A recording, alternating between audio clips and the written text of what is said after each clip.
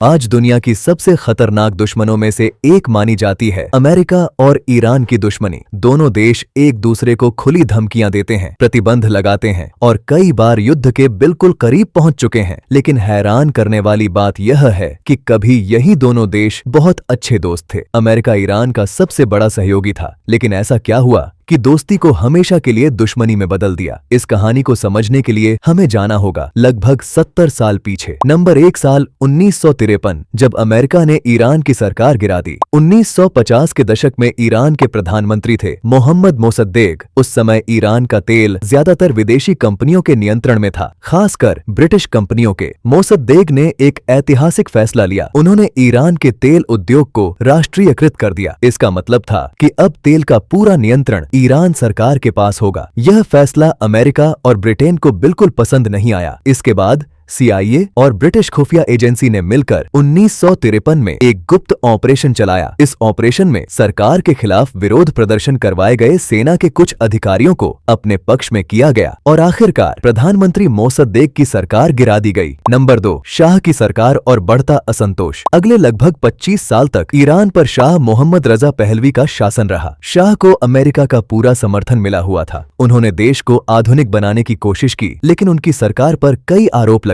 राजनीतिक विरोधियों पर अत्याचार, गुप्त पुलिस द्वारा दमन, अमीर और गरीब के बीच बढ़ती खाई। ईरान के कई लोग मानते थे कि अमेरिका ही शाह की सरकार को बचा रहा है। यहीं से जनता में गुस्सा धीरे धीरे बढ़ने लगा। नंबर 3, साल 1979, इस्लामिक क्रांति। 1979 में ईरान में एक बड़ी क्रांति हुई, जिसे कहा जाता है ईरानियन रेवोल्यूशन। इस क्रांति का नेतृत्व किया धार्मिक नेता आयतुल्लाह रूहुल्लाह खोमैनी ने। लाखों लोग सड़कों पर उतर आए और आखिरकार शाह को देश छोड़कर भागना पड़ा। इसके बाद ईरान में इस्लामिक गणराज्य की स्थापना हुई। नई सरकार ने अमेरिका को सबसे बड़ा दुश्मन घोषित कर दिया। यहीं से दोनों देशों के रिश्ते पूरी तरह टूट गए। नंबर 4, 444 दिन का बंधक संकट। 1979 में ही एक और घटना हुई जिसने इस दुश्मनी को और गहरा कर दिया। इसे कहा जाता है ईरान होस्टेज क्राइसिस। ईरानी छात्रों के एक समूह ने तेहरान में स्थित अमेरिकी दूतावास पर हमला कर दिया।